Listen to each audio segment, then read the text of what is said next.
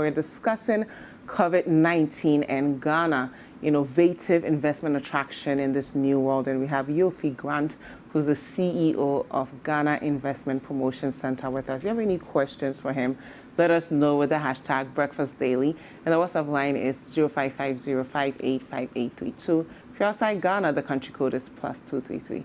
Good morning, Yofi. Good morning. How are you? Pretty well. How are you adjusting in this, COVID-19 period? Oh, well, after 3 months, 4 months, it looks like we've all found,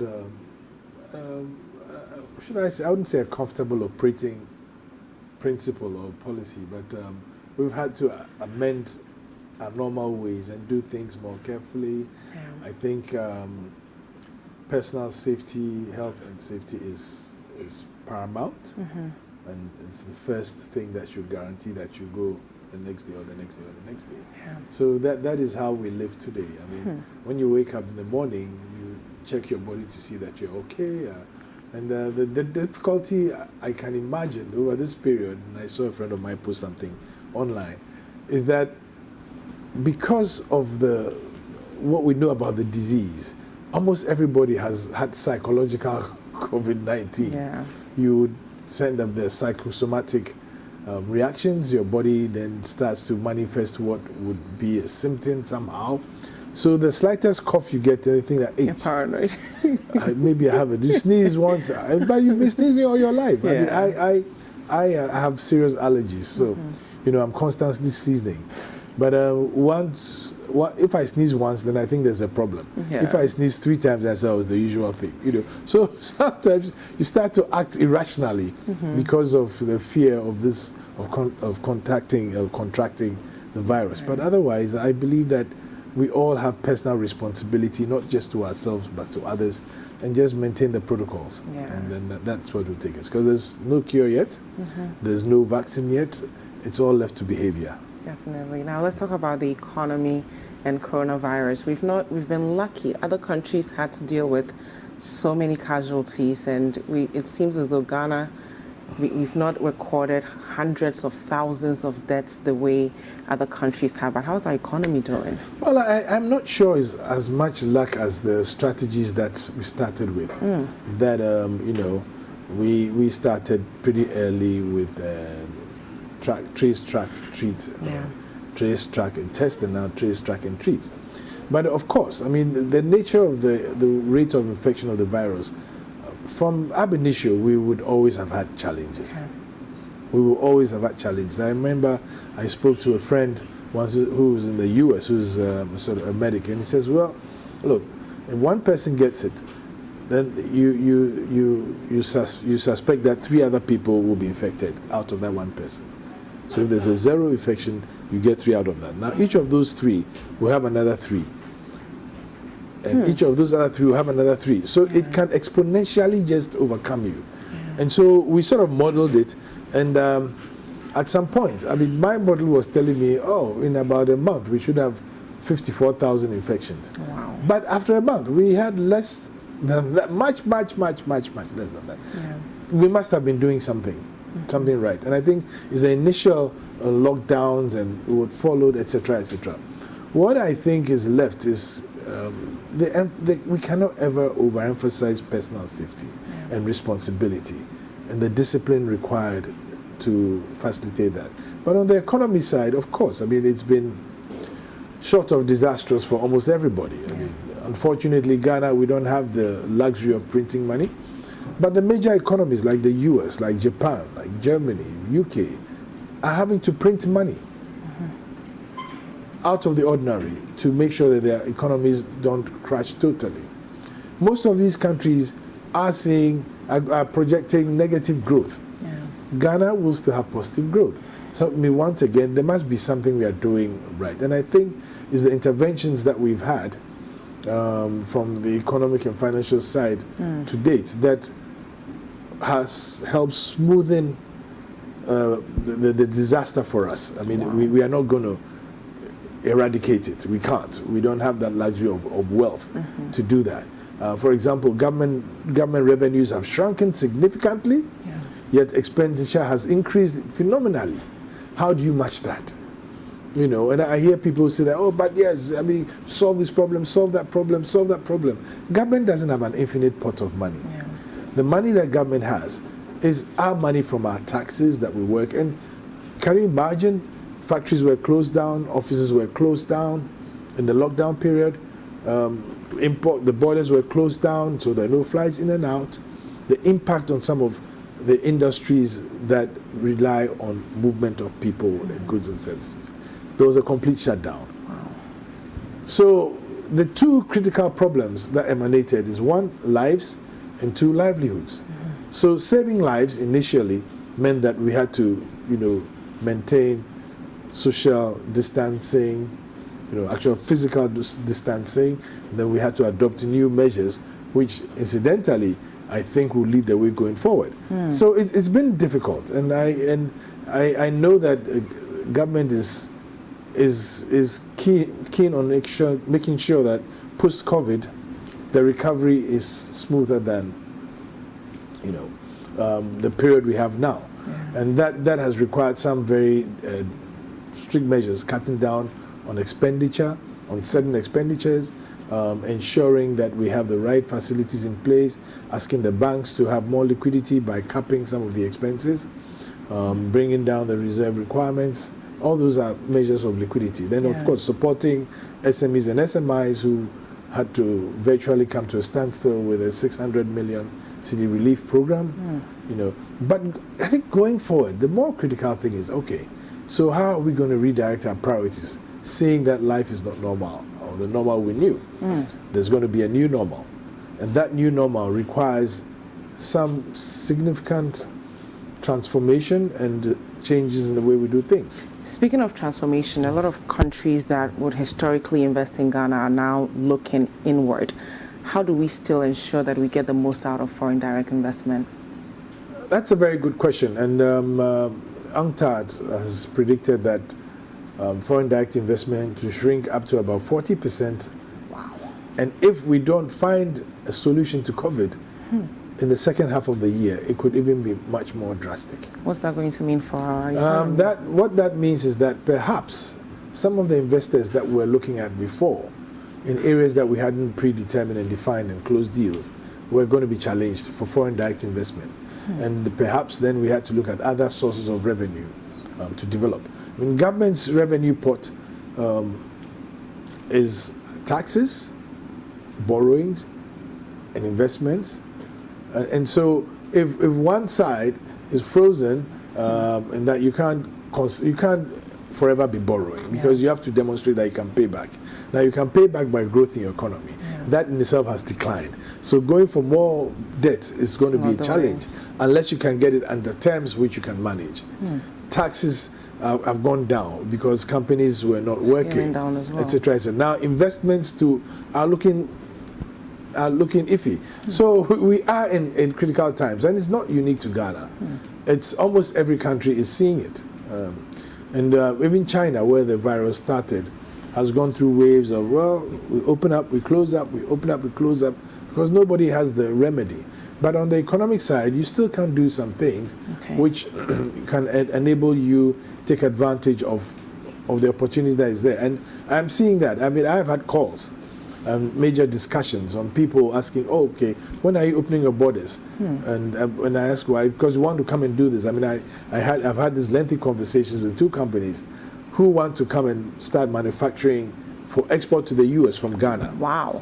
Because they think our terms and conditions are very attractive, and they will find the capital to do it. They will find the human resource in Ghana, and they think that Ghana is a much more comfortable place to do it.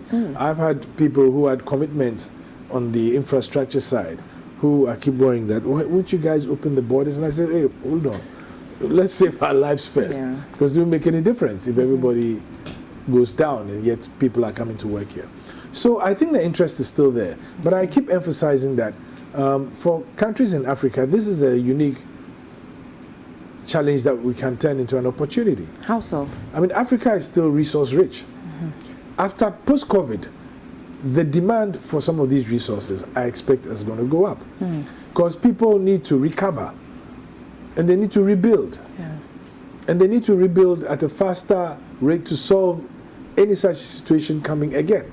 So those resources will still be required.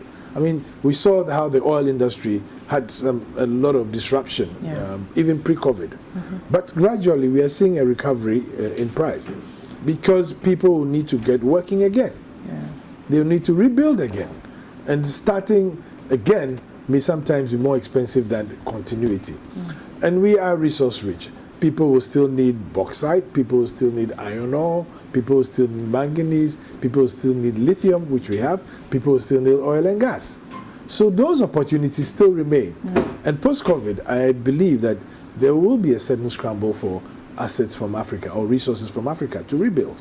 And how do we position ourselves uniquely to ensure that we make the most out of this demand? Yes, I mean, first of all, I mean, at GIPC, one of our recommendations is to look at the incentive regime quite differently. Okay. And not like we had before, where, you know, we give incentives for certain sectors.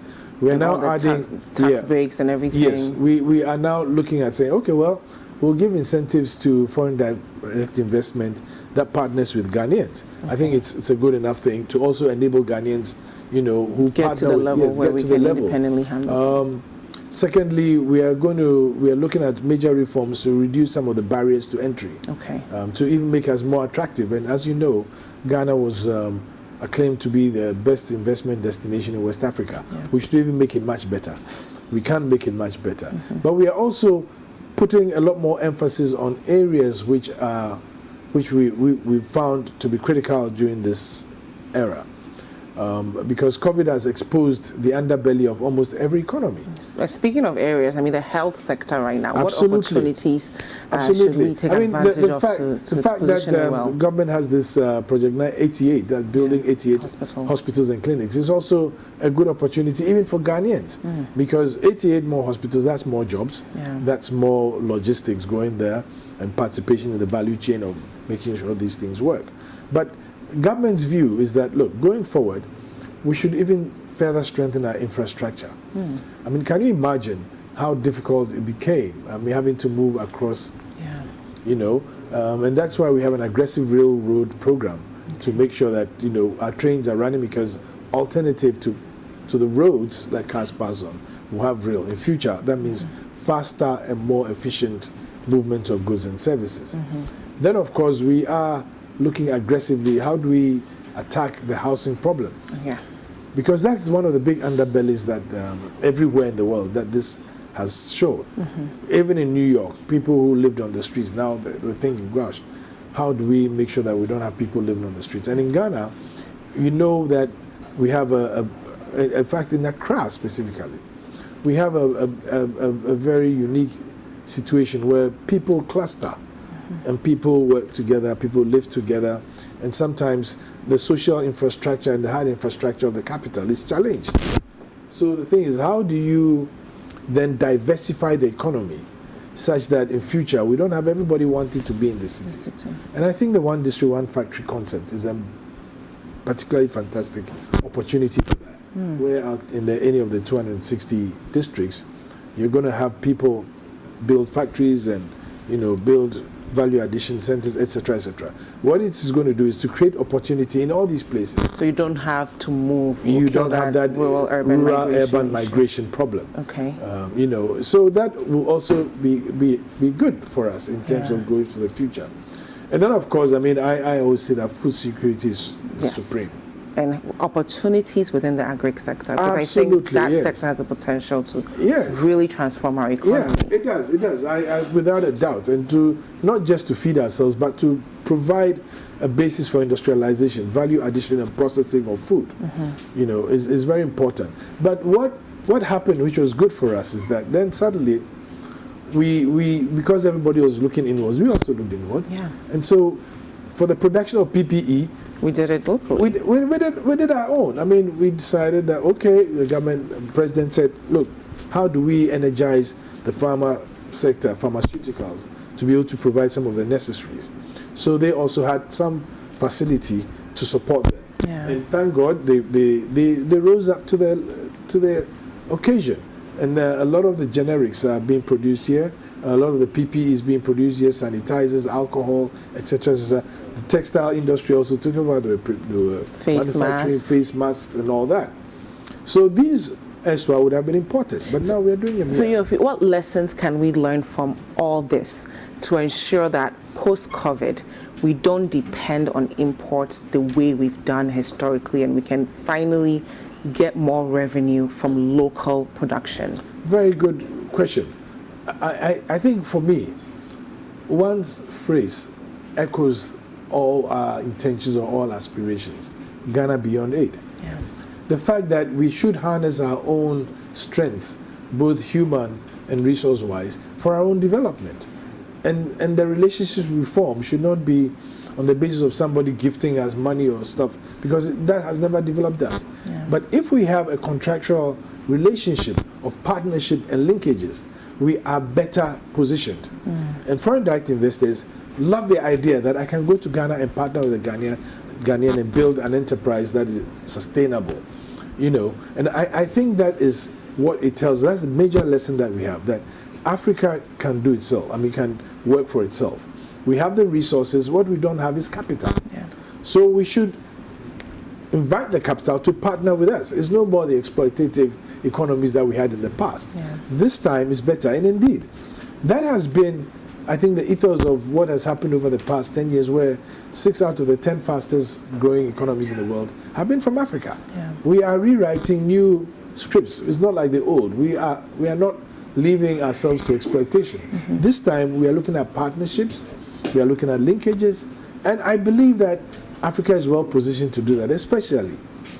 And that recognition goes right into the continental free trade area, where we've built the biggest tariff-free market in the world today, post WTO. and if we are able to work within ourselves and increase intra-continental trade, that would augur better for Africa's growth than waiting to get handouts or just exporting our raw materials and resources. By the way, in so doing, if we just export our raw materials and resources, we are the lower end of the value chain. Yeah.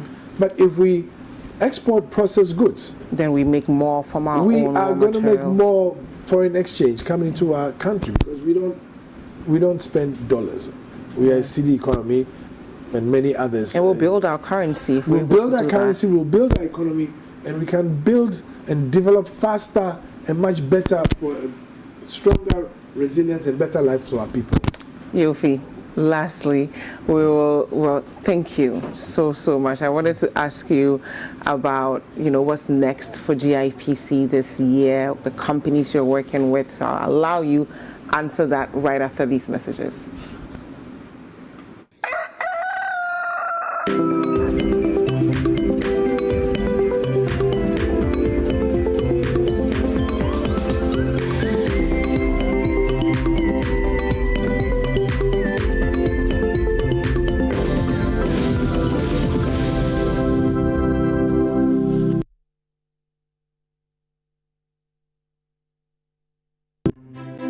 Imagine if you can get all the understanding on some of the difficult subjects you struggle with in school. As a student, do you feel dissatisfied with how hard it is to figure out the subjects you're learning? Or as a parent or guardian, do you worry that your child is struggling to understand some of the subjects in school? Well, now you don't need to sign up for extra lessons or tutors. Simply tune in to Class Act, Mondays to Thursdays at 5:30 p.m. on City TV. Class Act is a show that seeks to enable senior high school students gain a much better understanding of what they learn in school.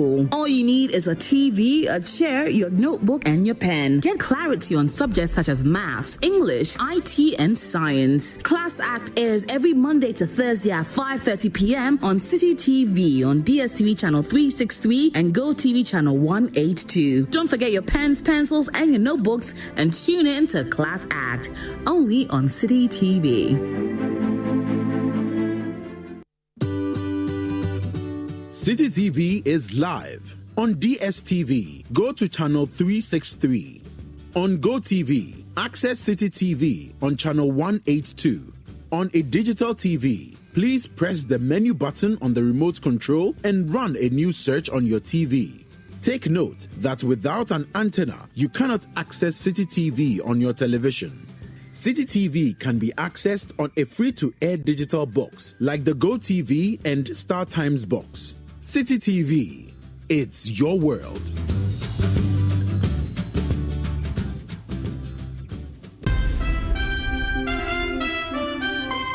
Every day at 8 p.m., City Newsroom brings you analysis of the major news stories of the day.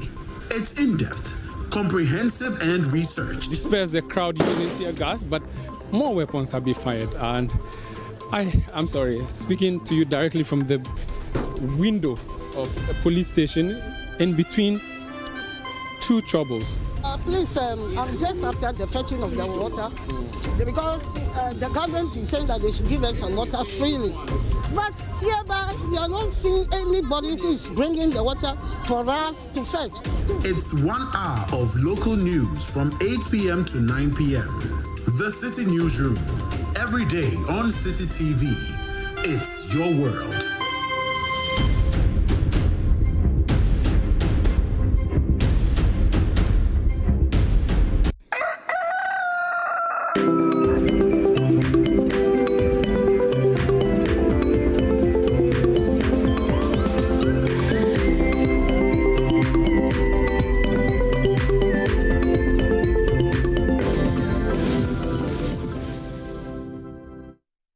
Welcome back. This is Breakfast Daily on CCTV. Thank you so much for staying with us. We still have Yofi Grant, CEO of GIPC, here with us. And before the break, I was discussing Ghana, COVID-19, post-COVID-19. What should we expect from GIPC? Well, I think as a firm, a company, or as a unit under the presidency, and our job is to facilitate, attract, and bring in foreign direct investment into the economy to help with the growth and development. So we are still on that. But what we've done in the COVID area, where we are not seeing the investors coming, we are still actively engaged in discussions. Okay. And I mentioned that some companies had expressed strong desire to still be in Ghana. Yeah. And because, as the president says, this too shall pass and life has to go on. Yeah. But in this period, we've also now fully engaged Ghanaian private sector through a number of networks to see how they can support the fight against COVID-19. Nice. And I would mention one particular company called M-Pharma, which is a private company in the tech space, but through their initiatives have brought in private sector into the testing space. Wow. And we've had significant discussions, and they're doing quite a bit of it. In fact, they set up the testing facility at Yahoo Hospital.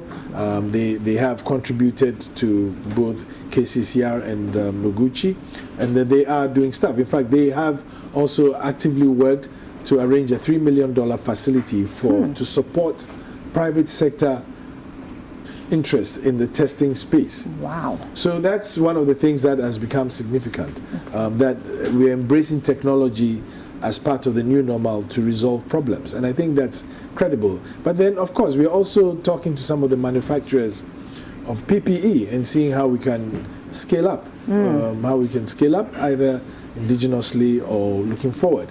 Indeed, one of the things that we think we should do more is to see how we can build critical mass by getting some of our industries to either work together or create synergies that we can exploit for the market, first as import substitution, but also to create the base for future export.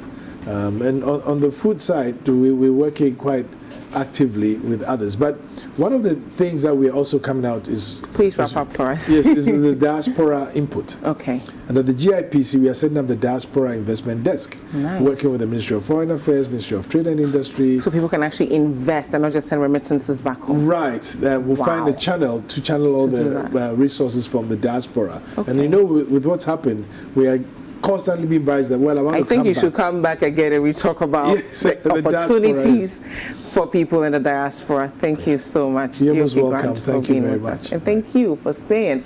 Kwaku.